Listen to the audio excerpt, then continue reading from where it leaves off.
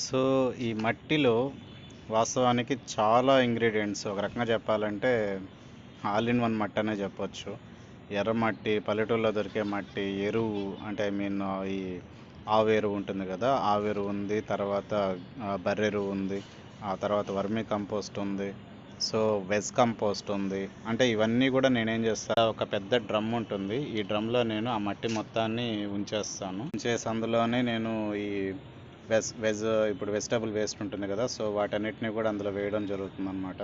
అంతేకాకుండా మరొక extra feature ఏందంటే బర్డ్స్, నా ఇంట్లో లవ్ బర్డ్స్ ఉన్నాయన్నమాట. సో, అవి ఎప్పుడైనా చనిపోయినప్పుడు అండ్ బేబీ బర్డ్స్ కావచ్చు, ఇట్లాగ ఏదైనా చనిపోతే నేను వాటిని చెత్తలో పడేయను. ఈ రోజుకి ఒక్క బర్డ్ కూడా పడేయలేదు. తవ్వి ఒక పక్కన పూడ్చిపెడతానన్నమాట. సో, కంప్లీట్‌గా అది అసలు ఇక్కడ చూడండి, ఒక్క అవశేషం కూడా లేదు బోట్ సంబంధించి.